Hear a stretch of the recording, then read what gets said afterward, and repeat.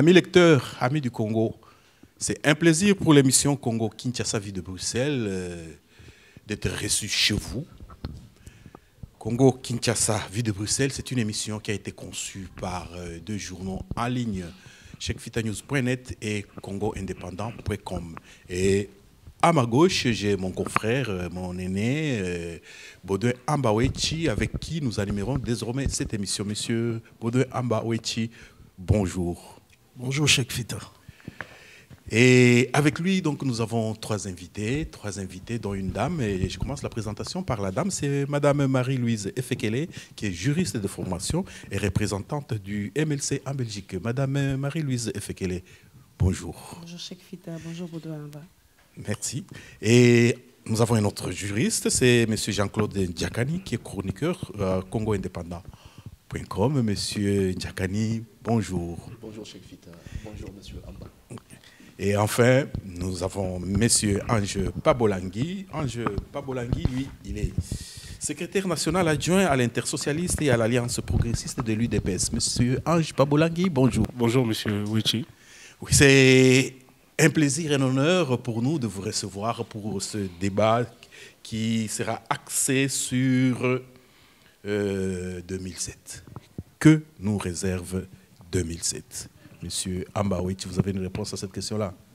Oui, comme on dit, l'actualité oblige. Nous sommes tenus de suivre ce qui se passe à Kinshasa, le dialogue. Le pays est en crise politique depuis plusieurs mois.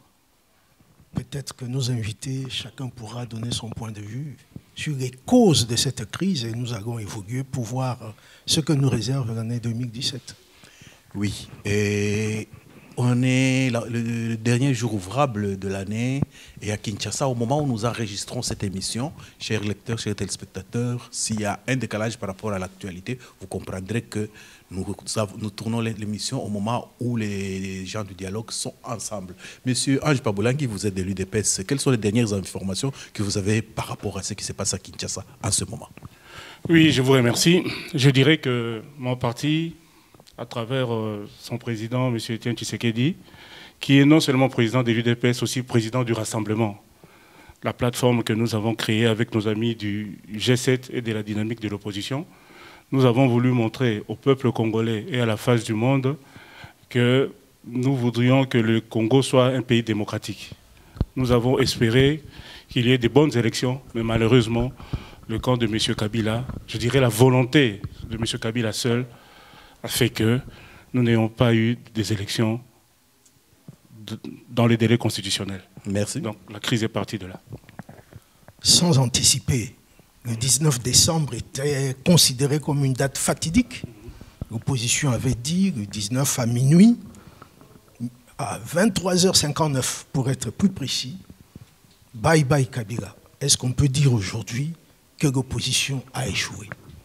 Non, je ne dirais pas cela, Monsieur Wichi, Monsieur Ambawechi. Vous savez, moi je vous dirais sincèrement que nous avons quand même eu un grand acquis. Donc nous avons pu accepter par les négociations, on peut déjà le dire, de reporter ces élections en 2017. Pourquoi? Parce qu'il devenait impossible de voter. Nous entrons dans une période de transition. M. Kabila ne sera pas le président qu'il a été lors des deux mandats précédents. Nous demandons au peuple de patienter 6, 7 mois, même 8 mois. Vous avez patienté 10, 12 ans. 7 mois, c'est vrai, c'est difficile pour le peuple congolais, mais je vous dirais que dans notre esprit, nous voudrions que cette transition soit la plus courte possible pour que nous ayons des élections démocratiques. Madame Efekele, à la question de mon confrère, vous pensez que l'opposition, en laissant Kabila glisser, elle a réussi ou elle a échoué? Je reviendrai plutôt sur le concept Bye Bye Kabila, qui a été initié par la jeunesse montante, la jeunesse de la société civile, nos amis de Filimbi, de la Lucha, nos amis de Compte à rebours, parce qu'ils ont compris les enjeux de l'heure. Ils ont compris que le régime en place ne nous a pas organisé les élections à la bonne date. Et ils se sont penchés, comme nous aussi, sur les textes légaux qui régissent notre pays.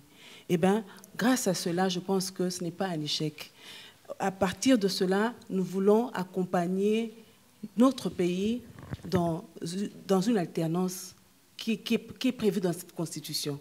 Donc, je ne pense pas que c'est un échec. Monsieur N'Tchakari, vous êtes juriste. Quel est l'œil du juriste par rapport à tout ça? Le 19 décembre, M. Kabila devait partir. Il n'est pas parti. Il est là. Comment vous lisez cela? Je crois qu'il faut faire la part de choses. Il faut comprendre le fondement de Bye Bye Kabila sur deux aspects.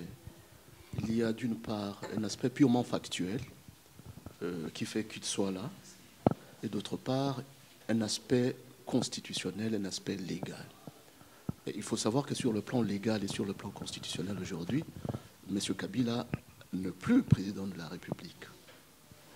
Mais sur le plan factuel, sur le plan politique, il est ce que nous appelons en droit un fonctionnaire de fait. Parce qu'on n'a pas encore un autre président, il est là, parce qu'il faut absolument lui trouver rapidement un remplaçant. Donc ce n'est ni un échec pour le slogan Bye Bye Kabila, et ce n'est pas non plus une réussite pour Kabila, parce que légalement, constitutionnellement, il n'est plus président de la République.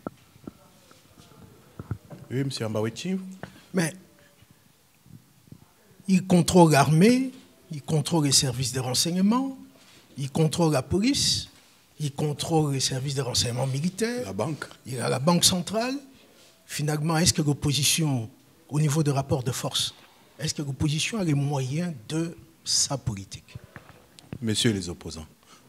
Oui, moi je dirais que la question est bien posée. Mais vous savez que lorsque... Moi je dirais ceci en résumé. Le 24 avril 1990, un processus de démocratisation avait été entamé au Congo. 5-6 ans après, il y a eu des alternements, c'est-à-dire qu'il y a eu une classe politique au Congo qui avait pris conscience avec le peuple qu'il fallait démocratiser le pays. C'était il y a 30 ans, hein, presque. Oui, mais pourquoi je dis ça? Monsieur Joseph Kabila est venu dans les bagages de l'AFDL. Donc un coup d'État militaire a été monté, le processus démocratique a été interrompu. Pourquoi j'ai fait ces rappels historiques? Parce que nous payons les conséquences de cet arrêt du processus démocratique. Et vous vous souviendrez que lorsque M. Joseph Kabila est entré sur le sol congolais avec M. Laurent Kabila et ses alliés rwandais et ougandais, mon parti, à travers son président, M. Etienne Tshisekedi, le 23 mai 1997, nous avions appelé à ce que les troupes étrangères quittent le Congo. Je vous remercie. Je pense que je voudrais revenir d'abord sur la question qui a été posée Oui, ça va. par M. Amba, relative aux moyens dont dispose l'opposition pour sa politique. Je crois que cette question ne devrait pas être posée dans ce sens-là. Il faut comprendre que l'opposition ne devrait pas être détachée de la population, du peuple congolais. Ce qu'il faut demander, ce qu'il faut poser comme question aujourd'hui, est-ce que le peuple congolais, est-ce que la population congolaise a les moyens de sa politique et de sa résistance? Je crois que quand vous posez la question dans ce sens-là, ça vous permet de comprendre ce qui se passe dans ce pays. Alors répondez. D'abord, il ne faut pas isoler l'opposition. Et l'opposition, si vous l'isolez dans ce sens-là, l'opposition n'a pas les moyens. L'opposition a sa force sur base des revendications de la population et du peuple congolais. Et si vous examinez les différentes revendications de la population aujourd'hui, elles indiquent clairement qu'ils sont arrivés au moment le plus crucial de leur lutte et qu'ils ont les moyens de faire partir Kabila s'ils veulent vraiment le faire partir pour répondre à l'ancienne question de Bye Bye Kabila. Mais n'avez-vous pas l'impression qu'il y a comme une divergence qui n'est pas encore claire, mais une divergence qui existe actuellement entre les jeunes de Firimbi et Lucha et, vous avez dit, compte à rebours. Compte à rebours. Qui sont pour le départ sans condition de Kabila, pendant que l'opposition voudrait accorder à Kabila 1 an pour la transition. N'avez-vous pas l'impression qu'il y a une sorte de... comment dire, l'opposition ne contrôle plus tellement cette jeunesse? Oui, je crois que... Il n'y a pas un risque de rupture? Non, je comprends la position de ces jeunes gens et je pense qu'il faut les encourager dans le sens faire en sorte que les textes de ce pays soient respectés. Au fait, ce que ces jeunes gens demandent, c'est quoi? Ce n'est pas tant le départ de Kabila, c'est plutôt le respect des textes et des lois de notre pays. Et en conséquence, il faut évidemment qu'il y ait le fait que Kabila puisse respecter les textes. En fait, on ne demande pas à Kabila de faire des miracles, c'est de lui demander simplement de respecter les textes de notre pays qui indiquent qu'au bout de 2 mandats, il doit pouvoir quitter. J'aimerais compléter, Maître Ndiaken. Oui, madame. Je pense que ce que l'opposition fait en ce moment, c'est des concessions majeures pour arrêter cette hémorragie de la violation constitutionnelle. Mais nous savons tous que la personne qui bloque ce processus de décrispation politique, c'est bien le camp de la majorité présidentielle. Pourquoi, selon vous? Pour la simple bonne raison que M. Kabila a glissé et il aimerait continuer jusqu'à ad vitam aeternam. Nous le savons tous. Pourquoi? C'est toujours ça la question. Pourquoi Kabila bloque? Oui, mais je crois que... Juste pour glisser? Mais non, glisser, ça veut dire simplement rester au pouvoir. Oui. C'est clair. C'est-à-dire qu'il y a eu plusieurs tentatives de confiscation de pouvoir de manière totalement illégale par le camp de M. Kabila pour pouvoir lui permettre de rester de manière indéfinie au pouvoir. C'est ça le glissement. Et donc, nous comprendrons aisément que lorsque quelqu'un voudrait rester au pouvoir, il fait de pieds et de mains pour pouvoir y rester. C'est ça la cause. La cause, c'est Kabila voudrait bien rester au pouvoir au-delà de délais constitutionnels. C'est pour ça que nous avons aujourd'hui cette situation qui est une situation relativement bloquée. Monsieur Ange Pabolangui. Moi, je répondrai d'abord par la question que vous avez posée. Qu'est-ce qui m'a marqué? N'oubliez pas que notre leader était ici, M. Etienne Tshisekedi, depuis 2014 en convalescence. Mais j'aimerais se souligner que son retour au pays a fait bouger les choses. Mais lorsqu'il était ici, je veux dire, il y avait une chose importante. Je vous comprends. Je voudrais qu'on termine d'abord le pourquoi, et puis on va épingler les événements majeurs. J'aimerais que M. Baudouin explique clairement son pourquoi. Parce que j'ai l'impression de... ils ont bien répondu à votre question. Insinue l'échec de l'opposition, si je comprends très bien. Non, je n'insinue rien, mais je me dis, peut-être qu'au niveau de rapport de force, l'homme sent qu'il a toutes les cartes en main. Voilà. Et que l'opposition ne fait pas le poids. Non. Et à vous de nous démontrer le contraire. Justement. Moi, je dirais que c'est pour ça que j'ai dit que cette année était importante pour nous, M. Ouichi. Il faut voir que, ici, qu'est-ce qui s'est passé? Le président Tshisekedi était ici, en convalescence. Cette année, nous avons organisé les conclaves de Genval. Et au cours de ces conclaves, nous avons essayé de réunifier l'opposition. La dynamique, le G7, nous nous sommes mis ensemble pour que nous montrions à la face du monde que l'opposition peut s'unir et nous pouvons apporter cette démocratie. Le président Tshisekedi, puisque le peuple, il lui fallait un leader, le peuple restait quand même sans leader. Lorsque le président Tshisekedi est descendu à Kinshasa, au Congo, le 27 juillet 2016, vous-même, vous avez vu l'engouement populaire que ces retours a suscité. Il y a eu le meeting du 31 juillet. Et je vous dirais que depuis que le leadership de l'opposition est assumé, le peuple n'est pas seul. Mais comme je l'ai dit tantôt, nous avons affaire, pas en face de nous, pas à des vrais démocrates. Le Congo a été occupé, envahi, donc une politique de spoliation a été menée. Donc l'ennemi est à la fois visible, M. Kabila, mais il y a aussi l'ennemi invisible, c'est-à-dire les puissances occultes qui sont autour de lui. C'est ce qui fait que notre lutte est un peu complexe. Mais moi, je ne dirais pas que les rapports de force sont en sa faveur. Non, non. Je vais peut-être expliciter la question. Il y en a qui se disent que face à un dictateur, il faut utiliser les mêmes armes que lui. On voit, il y a des arrestations. Les manifestations de l'opposition sont interdites à travers les 26 provinces. Les arrestations à Lubumbashi, arrestations à Mbujimaï, Kananga, à Kinshasa. Franck Diongo, président du MLP, membre du Rassemblement, est condamné à 5 ans de prison. Il est parlementaire en plus. Beaucoup disent qu'il n'y a pas possibilité à trouver un compromis avec un dictateur. Il faut utiliser les mêmes armes que lui. Qu'est-ce que vous en pensez? Moi, je crois que Les armes dont vous parlez ici, c'est la violence et que Kabila est en train d'exercer sur la population et sur le peuple congolais. J'entends dire que ce n'est pas, au fait, cela qui doit être le premier moyen pour aboutir à une solution. Je crois que la violence contre la violence ne donne que la violence. Ce que je pense aujourd'hui, c'est que ce processus de dialogue qui est en cours soit un processus qui permet d'éviter que chacun de nous fasse violence vis-à-vis de l'autre. C'est-à-dire que ça doit être un dernier recours.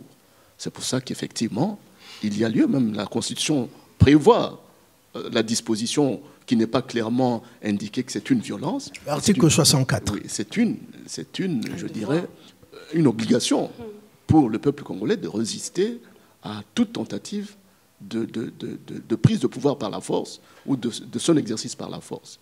Sauf qu'il y a des passerelles qui sont aujourd'hui données pour qu'on évite ce cas extrême, cette disposition qui est une disposition de dernier ressort. Et que laissons la chance au dialogue jusqu'à un certain moment et voir quelles sont les alternatives que le dialogue nous offre si le dialogue n'aboutit pas. Les mêmes armes que Kabila, je crois que nous deviendrons tous des Kabila. Et ce n'est pas l'intérêt des Congolais d'avoir tous au sein de sa classe politique des Kabilistes ou des Kabila. Bien, monsieur Ange Pabolangui, vous aviez un commentaire là-dessus? Oui, moi je dirais que M. Ndjakani a en partie raison, mais je dirais à M. Ambawechi de ne pas oublier d'où nous venons quand même.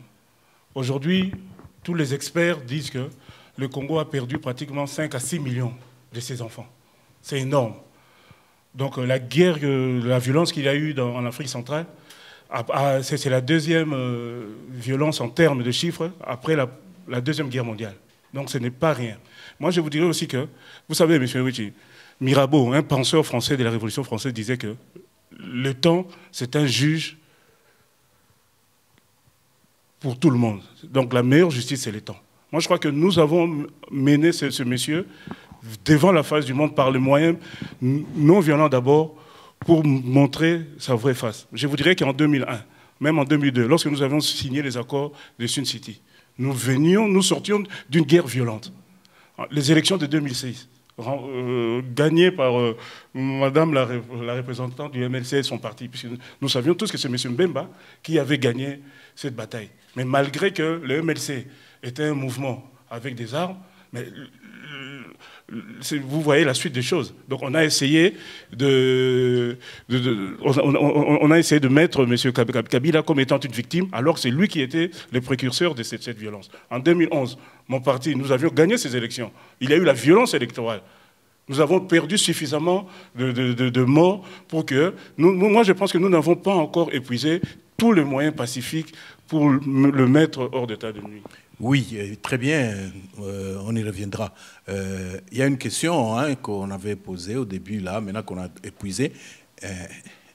En 2006, il n'y a pas eu de signes qui pouvaient montrer que fin 2016, il ne partira pas. Ou bien vous êtes, comme nous, étonnés de le retrouver là, président. Je crois que, si je peux répondre au nom du MLC, nous avons participé à ces élections de 2006. Et nous étions d'ailleurs avant dans le gouvernement 1+4 avec M. Kabila et les autres vice-présidents. À la fin des élections de 2006, nous savons tous ce qui s'est passé, comment on a mis Bemba hors de la scène politique aussi gratuitement, d'ailleurs avec les armes. Parce qu'il a été chassé de la ville de Kinshasa par la garde républicaine qui l'ont pourchassé jusqu'à pour le tuer même. Aidé par l'armée angolaise, bien sûr. Bien sûr. Donc, sur base de tous ces points, nous, le MLC, nous avons toujours été prudents. Bien que nous soyons un parti qui participe régulièrement au dialogue, on a même participé aux concertations. Vous savez tous ce qui s'est passé aux concertations. Il y a eu un gouvernement d'union nationale avec des dissidents du MLC qui ont participé à ce gouvernement. Pourquoi nous n'avons pas participé à ce gouvernement ? Parce que nous avons voulu respecter encore une fois les textes, le statut des opposants qui indique clairement qu'on ne peut pas participer à un gouvernement quand on est dans l'opposition. D'office, vous perdez votre statut. Donc, aujourd'hui, nous faisons encore des concessions majeures à participer à ce dialogue dirigé par la CENCO. Justement, c'est pour décresper la situation politique. Parce que nous savons qu'avec Kabila, on ne peut pas partager le pouvoir avec lui. L'accès au pouvoir, pour nous, c'est par la voie des élections. Bien, M. Ambaweti. Si nous sommes là aujourd'hui dans un pays en crise, c'est parce que Joseph Kabila a violé la Constitution. Une Constitution qu'il avait promulguée le 18 février 2006. La question à vous poser, quelle garantie a l'opposition aujourd'hui pour dire que Kabila, qui avait violé la Constitution, va respecter un accord qui ne va même pas contresigner? Oui, la question est posée. Oui, bon, je crois qu'il faut qu'on se retrouve ici. Vous savez, si on se retrouve ici, ou dans les conditions de cette crise, c'est parce que justement nous n'avons pas la culture de texte. Il est important de souligner que très souvent, et je l'ai vécu moi-même venant de Kinshasa, ayant eu des contacts très étroits avec l'administration congolaise, c'est que les gens ne respectent rien. Les gens ne respectent pas les textes. Que faut-il faire pour qu'ils respectent les textes? Et justement, c'est à ça que je voulais aboutir, c'est de dire que nous devons avoir de plus possible... En fait, c'est une question politique. Le respect de textes dans notre pays n'est pas une question d'ordre purement, je dirais, juridique. Ce n'est pas parce que vous ne comprenez pas le texte que vous ne voulez pas le respecter. C'est simplement parce que vous n'avez pas envie de respecter le texte. Donc c'est effectivement culturel, mais encore dû au fait qu'on n'a pas suffisamment d'éléments de garantie, et je veux vraiment répondre à votre question maintenant, pour pouvoir faire en sorte que, quel que soit le degré de votre mauvaise foi, quel que soit le statut que vous avez dans ce pays, dès lors que vous prenez un engagement, vous devez le respecter.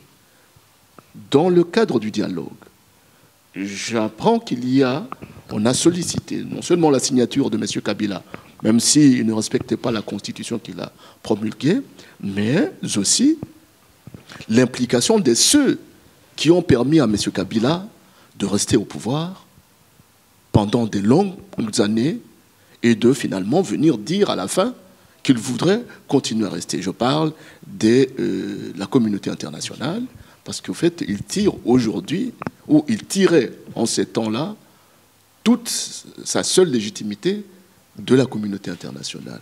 Aujourd'hui, on voudrait bien que ceux qui ont permis à Kabila de s'incruster au pouvoir et de vouloir y rester définitivement puissent prendre l'engagement avec le peuple congolais de pouvoir voir en sorte, à la fin de ce dialogue, que Kabila quitte le pouvoir. Je crois que ça, c'est un élément important. L'élément fondamental aujourd'hui, c'est quoi? C'est que ceux qui ont permis la présence de Kabila sont au pouvoir, qu'ils fassent ensemble avec nous le chemin de le faire partir dans la paix et la sérénité. Je crois que ça, c'est une des garanties. Elle n'est pas une garantie parfaite, mais c'est aussi une garantie. Deuxième garantie, c'est que nous ne pouvons pas accepter chaque fois que lorsqu'on prend un engagement, qu'on puisse finalement renoncer à toutes les obligations qui découlent de cet engagement. C'est ça qui fait que le peuple congolais devra veiller en sorte que ce dialogue, à la fin, doit pouvoir être respecté par tous. Je crois que la réponse revient à la population congolaise, au peuple congolais. Moi, je compléterai en disant que j'aimerais ici aussi interpeller d'abord, avant de parler même de la communauté internationale, des garanties que nous aurions, M. Wechi, il a la responsabilité même de la classe politique congolaise. C'est-à-dire vous? Oui, en général. Mais quand je dis nous, moi je dirais surtout à nos amis qui soutiennent M. Joseph Kabila. Vous savez, nul n'est au-dessus des institutions. Ça, nos amis doivent le savoir. Science sans conscience n'est que ruine de l'âme. Pourquoi je dis ça? J'observe, bon, j'ai des amis, des collègues juristes ici. Moi, je fais économie, gestion des formations. Mais je vous dirais, ils disent quoi? Voilà, M. Joseph Kabila restera au pouvoir jusqu'à l'installation de son successeur. Mais non, mais excusez-moi, la loi est mal interprétée. Vous avez un cas concret. Les États-Unis ont voté, Donald Trump au mois de novembre, M. Obama reste jusqu'au mois de janvier. L'installation, je pense que Maître Njaka ne me contredira pas, ni Madame Malou, l'installation est de courte durée, le temps de permettre au nouvel élu de prendre ses fonctions. Et la question aussi que M. Wechi pose, le Congo ne vit pas dans un vase clos. Nous faisons partie de l'Union africaine, nous faisons partie des Nations Unies. Les Nations Unies dépensent au moins $1 milliard par an pour la paix au Congo. N'eût été les Nations Unies aujourd'hui, je pense que le Congo serait démembré. Donc, toutes ces puissances, parce qu'aujourd'hui, le droit international doit s'appliquer, la primauté du droit international. On ne peut pas se permettre qu'un pays au centre de l'Afrique, un pays si important, soit pris en otage par un groupuscule pour leurs intérêts. Mais c'est ça que nous vivons.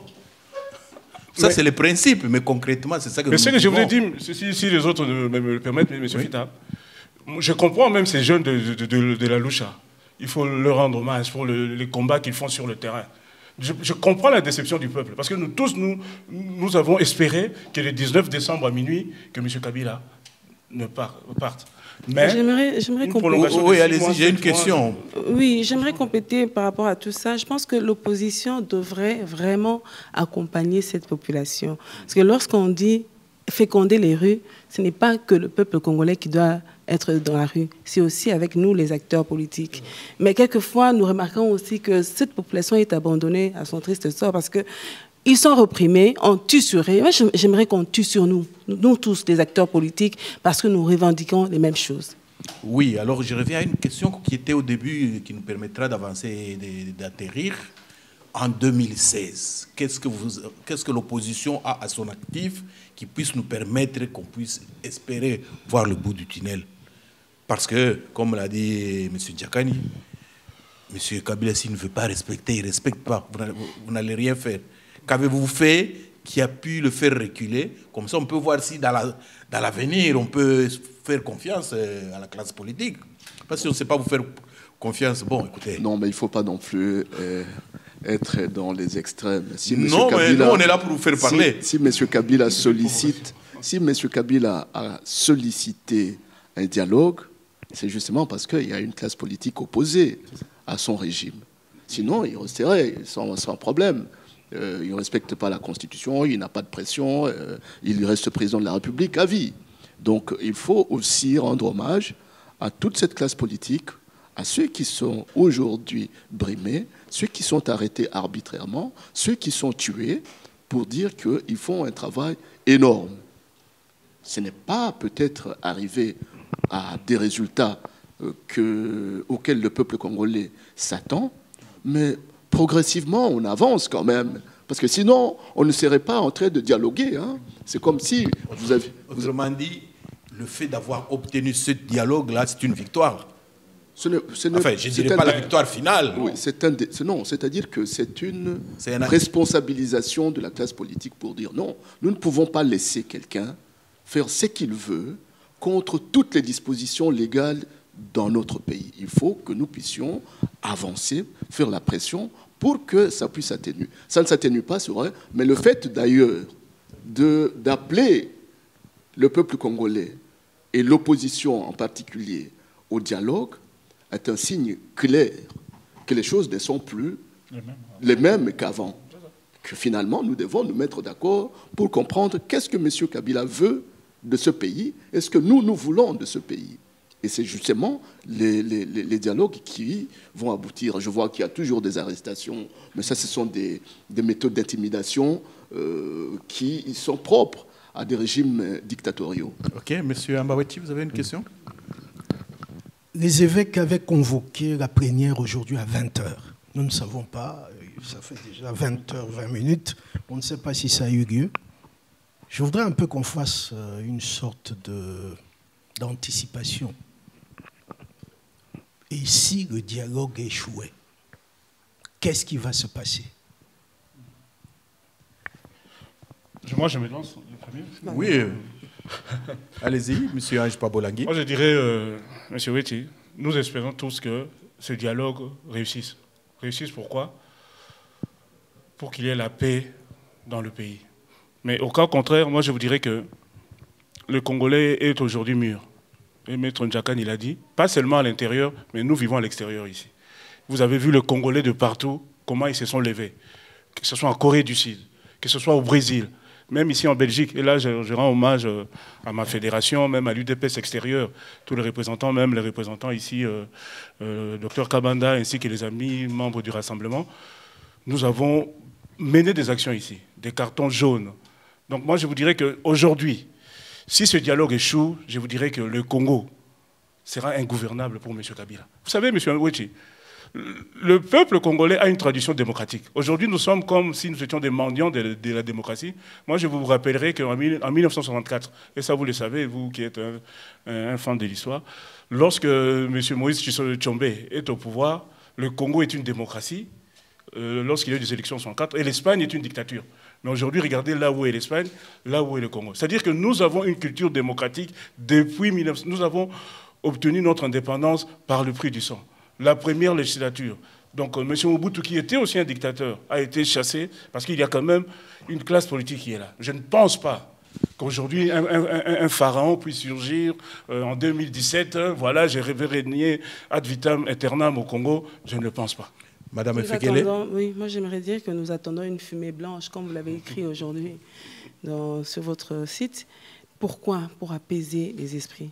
Ici, il n'y a pas de fumée blanche. En fait, la question revient. Oui. Ça, c'est des vœux, c'est des souhaits. C'est des souhaits. Mais vous êtes des politiques. S'il n'y a pas une fumée blanche, je demanderai, comme je l'ai dit tout à l'heure, à nous, les opposants, d'accompagner le peuple dans la rue. Nous devons tous verser du sang pour ce pays. Il ne faut pas sacrifier le peuple, il ne faut pas enchérir sur des questions politiques ou sur des questions de partage de pouvoir. Parce que quand l'opposition essaie d'enchérir, Kabila a essayé de surenchérir sur un besoin de référendum.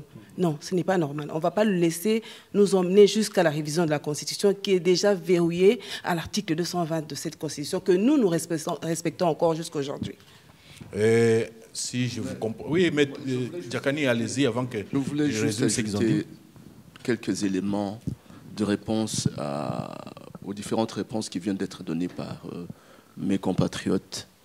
Je crois que pour dire que le dialogue va échouer, il faudrait d'abord analyser les causes.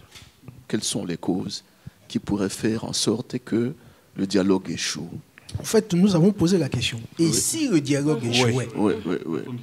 Oui, mais alors, et si le dialogue échouait, est-ce que vous êtes suffisamment informé sur les causes qui feraient échouer le dialogue? Mais je vais peut-être ajouter un élément à votre analyse. Nous savons tous que Kabila tient grâce à la terreur et à l'arbitraire.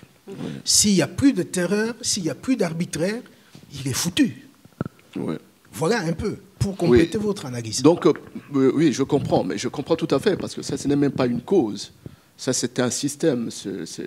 La terreur et la violence, c'est tout un système. La cause, et ce n'est pas ça qui va faire échouer le dialogue. Ce qui va faire échouer le dialogue, c'est plutôt le refus des 4 choses essentielles. La première chose, c'est que Kabila voudrait continuer à faire le choix des animateurs de l'opposition, que lui crédite comme des opposants. Deuxième chose, c'est qu'il voudrait garder la CENI qui soit une CENI à sa botte. Troisième chose, c'est que les différentes provinces aujourd'hui démembrées doivent être sous sa coupe. Et quatrième chose, et pas de moindre, peut-être last but not least, c'est qu'il ne voudrait absolument pas adopter des mesures de décrispation. C'est là, c'est ce qui va bloquer le dialogue. Pendant la terreur et l'arbitraire. Oui. Alors, c'est une de, je dirais, une cause secondaire. Alors maintenant, ce qu'il faut dire aujourd'hui, c'est que tous ces éléments-là, pour des gens qui sont de bonne foi, qui veulent vraiment la paix pour ce pays, qui veulent vraiment le progrès et le développement de ce pays, ça ne pourrait pas poser problème. D'autant plus qu'on sait aujourd'hui identifier qui est de l'opposition et qui est de la majorité. Donc si on déclare clairement que le Premier ministre doit venir de l'opposition, il faudrait bien qu'on sache que ça ne devrait pas être ceux qui se sont organisés à la cité de l'OUA pour faire leur accord. Parce que même dans la composition de ceux qui dialoguent aujourd'hui, on voit qu'il y a deux camps. Et c'est très clair, c'est très net. Il y a ceux qui ont leur accord de la cité de l'OUA et ceux qui n'ont pas signé cet accord. Donc, c'est ceux-là qui sont de l'opposition, c'est clair.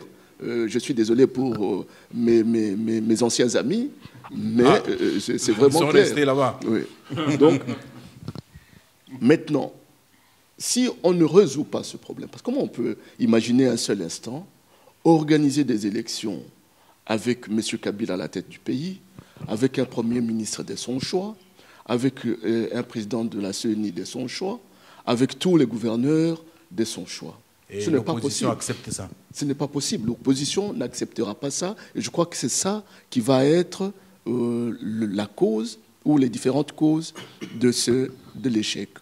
Mais comme disait Ange tout à l'heure, mais Kabila est quand même entouré des Congolais et qui devraient être conscients et responsables par rapport à la situation de leur pays. Pour ça, je crois qu'il faut faire des concessions pour que nous ayons la paix dans ce pays, pour que nous puissions travailler pour notre pays. Je crois que n'envisageons pas d'abord l'échec, attendons voir. Bien, c'est important. Oui, en 30 secondes, comme ça, on va sur... Allez-y. J'aimerais compléter ce que Maître Nzakani a dit, c'est très important. En fait, il faudrait que l'opinion aujourd'hui sache que l'opposition dans son ensemble, qui représente cette population, a fait énormément de concessions. Nous avons... Bon, M. Kabila restera 10 ou 11 mois alors que son mandat est fini. C'est pour cela que nous avions demandé à avoir le Haut Conseil de transition, si vous voulez. L'organe qui sera au-dessus de toutes les institutions. Et la classe politique, dans son ensemble, a voulu rendre hommage au sage qui est M. Tshisekedi. Et Mme Bazaïba du MLC va seconder le président. Bon, nous gardons M. Kabila pour quelques mois, mais nous lui avons dit clairement que comme vous n'avez pas organisé les élections, la CENI doit être reconfigurée, monsieur. Ça, ce sont vos voeux, monsieur Ange Paboulangue. Mais ce sont des voeux qui sont, je dirais, que c'est pas... Vous voyez, monsieur Kabila, gentiment, il dit, OK, vous avez bien réfléchi, je vous donne ça. Mais attention, je crois que monsieur Djakan l'a dit, la façon dont vous vous posez des questions, c'est comme si nous avons affaire à un être... Kabila n'est pas Dieu le Père. C'est un homme comme nous, et ce pays a existé avant lui. Et il existera après lui. C'est-à-dire, au jour où nous sommes aujourd'hui, son mandat a expiré. Nous entrons dans une période de transition et chacun doit faire des concessions, en commençant par eux. Ils avaient tous les loisirs d'organiser les élections. J'aimerais compléter un peu... Oui, clôturer, parce qu'on va vers l'atterrissage de l'émission. Les concessions qu'on est en train de faire, ce n'est pas pour cautionner l'actif et le passif du pouvoir de Kabila et ses échecs. Ça, c'est important. Donc nous allons continuer la pression. Donc, puisqu'il y aura ce conseil de suivi du compromis de l'accord, il y aura aussi la pression de la rue qui ne va pas s'arrêter. Parce qu'il faut une conscience citoyenne. Il faut que nous aidons cette population et cette jeunesse à émerger dans la conscience citoyenne et dans le civisme citoyen. En résumé, vous tous, vous dites concession, pas pour le beaux yeux de M. Kabila, parce que vous avez pesé le pour et le contre, vous dites que c'est le moindre mal. Et pour l'intérêt supérieur de la nation. Oui. Et je reviens à la question de mon confrère au début de l'émission 2017. Si on devait faire une projection maintenant pour 2017. Que nous réserve cette année? Sur base de ce que vous avez donné comme analyse et constat. Est-ce qu'on va poursuivre avec la crise ou bien... Moi, je pense que... Et l'opposition va se faire dribbler par M. Kabila, ou vous serez à mesure, avec vos actions, de l'arrêter? Et quelles actions? Je suis content, M. Fita, que partout nous sommes passés.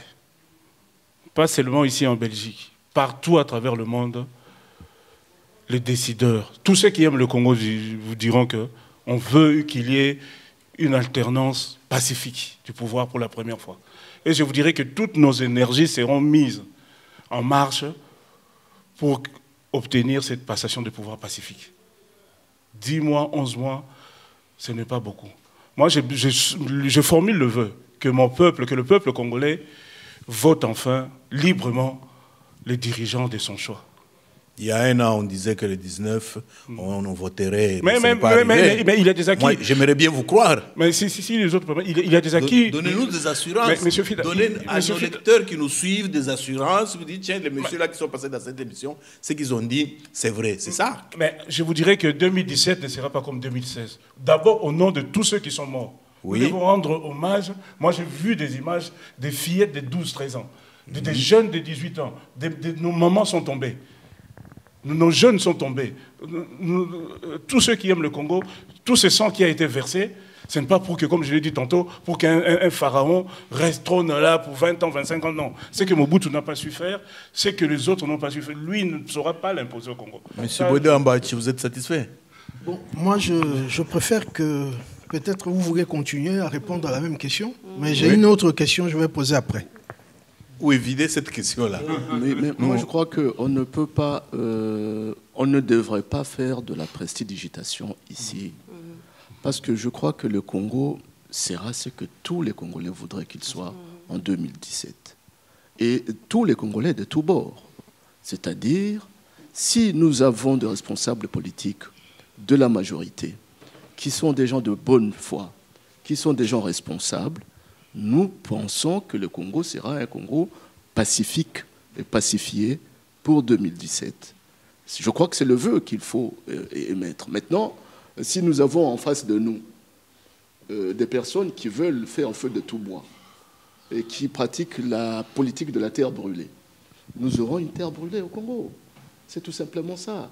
Il ne nous revient pas à nous aujourd'hui de dire dans notre petit coin ici ce que sera le Congo demain ou après-demain. Le Congo sera demain, c'est que tous les Congolais vont faire. Et surtout, ceux qui sont en train de discuter aujourd'hui. Parce qu'ils ont une très, très grande responsabilité, qu'ils ont aujourd'hui le regard de tous les Congolais tourné vers eux. C'est ça. Donc, je pense qu'on verra bien. Le Congo sera ce que l'issue du dialogue voudra qu'il soit en 2017. Voilà qu'est-ce que je peux dire, la promesse, oui, le vœu que je peux émettre pour le Congo de 2017. On termine le vœu et mon confrère Ambawechi va poser la question. J'allais rebondir dans le même sens que Maître Jakani. Je pense que si toutes les parties adhèrent à cet accord et que Kabila met un peu de volonté, de bonne volonté cette fois-ci, nous allons ensemble redorer l'image de ce pays. Parce que le Congo a tellement souffert depuis, on va même dire depuis 16 ans. Depuis qu'il est là, on ne fait que souffrir. Comme mon frère Ange l'a dit, on compte aujourd'hui des morts par milliers. Pour nous, maintenant, ça suffit. Nous allons essayer d'aider ce pays à redorer son image d'antan. Mais nous avons parlé de Kabila, c'est vrai. Il est l'épicentre, si on peut dire, de la crise actuelle. Mais il faut qu'on parle aussi de l'opposition. L'inconstance de certains leaders de l'opposition. On les a vus courir à la cité de l'OUA, croyant qu'ils allaient participer au festin, partage de postes. Est-ce que finalement, Kabila ne tire pas sa force justement de la vénalité du personnel politique de l'opposition? Oui, je crois que c'est une préoccupation qui est réelle. C'est d'ailleurs l'une des causes de difficultés que traverse le pays aujourd'hui. Parce que généralement, on ne sait pas dans ce pays qui est qui et quand il sera qui. On est aujourd'hui de l'opposition. Demain matin, on décide finalement de passer de l'autre côté et d'avoir le discours aussi vigoureux pour protéger les intérêts que l'on combattait il y a 2 jours. Donc c'est une difficulté qui est réelle. Mais cette difficulté n'est pas essentiellement liée au Congo. C'est ce qu'on voit un peu dans la plus grande partie de l'Afrique aujourd'hui. Ce qui fait que nous ne devons pas nous comparer pour nous consoler. Non, ça ne peut pas nous décourager, c'est ce que je voulais dire. Nous avons quand même des références dans ce pays. Et heureusement, parce que sinon ça allait être le chaos total. Nous avons des références, des constances politiques dans ce pays. Vous prenez le cas de M. Etienne Tshisekedi, vous ne quand même pas dire que ce monsieur n'avait pas besoin d'argent. Vous ne quand même pas dire qu'il n'a pas une famille à entretenir. Mais il est resté constant parce qu'il défend des valeurs, il défend des principes. Et quand vous défendez des valeurs et des principes, les valeurs et les principes, ils changent très très rarement. Ils sont constants. Tant que vous n'avez pas encore arrivé au terme de ces valeurs, arrivé à appliquer ces principes, vous ne changez pas. Vous voulez la liberté pour tout le monde. Tant qu'il n'y a pas liberté pour tout le monde, vous ne changez pas du jour au lendemain, commencez à expliquer aux gens que non, il faut faire ceci ou faire cela. Tant que vous voulez une justice équitable pour tout le peuple congolais et qu'on voit l'injustice flagrante qui se déroule chez nous, vous ne changez pas. Chaque fois que les gens changent, c'est pour des raisons purement, je dirais, mercantilistes, et ces gens qui cherchent de l'argent, qui passent d'un camp à un autre. Ça, c'est une cause réelle. Mais ne nous décourageons pas. Parce que nous avons ça va, des modèles. Ça va, c'est bon. Madame Malou et puis... Non, c'est bon. Parce qu'il ne reste plus que 3 minutes pour atterrir. Nous avons épinglé le clan Kabila, nous avons épinglé l'opposition et nous n'avons pas beaucoup parlé des mouvements citoyens, de la population qui descend dans la rue, etc. Et quand, si ça bloque finalement le dernier recours, c'est la population. Maintenant, la dernière question, mon confrère pourra me compléter pour terminer l'émission. Quelles sont les perspectives entre vous et la population? Parce que finalement, votre joker, le joker de l'opposition, c'est la population. Comment vous allez vous y prendre? Quelle symbiose vous allez établir avec la population pour que la pression continue et que 2017 ne soit pas comme 2016? Je peux me lancer? Oui, il n'y a pas de problème. Allez-y, monsieur. Moi, je dirais que dans mon parti, nous mettons un accent très important à la société même civile. Si vous avez vu, lorsque ce dialogue a commencé, nous avons insisté pour que cette société civile soit là. Un homme comme Christopher Ngoï, nous avons insisté pour qu'il soit à la table des négociations. Au fait, lorsque vous posez la question de la classe politique, la politique, je dirais, ce n'est pas le monopole d'une certaine élite. Nous, dans notre conception, nous voulons impliquer... Atterrissons, oui, parce que nous sommes allés vers la... Moi, je dirais que le peuple... Dites-nous concrètement. Mais nous sommes en symbiose avec cette société civile, nous sommes en symbiose avec ce mouvement que Mme Malou a dit tantôt, Philippe Bié, autres. Nous communiquons. Nous communiquons avec les étudiants. Nous communiquons avec ces mamans qui sont au marché. Donc, nous sommes les représentants du peuple. Donc nous sommes les représentants du peuple. Et demain, même ce soir, si il n'y a aucun accord qui sort, nous retournerons au peuple pour dire voilà, nous avons fait ce que nous devions faire et nous allons aussi indexer le coupable. Madame Fekele? Moi, je pense que je l'ai dit déjà ici plusieurs fois dans l'émission. C'est la conclusion. Les gens retiennent. Oui, les mouvements citoyens aimeraient bien régler cette question, l'équation de la démocratie dans notre pays.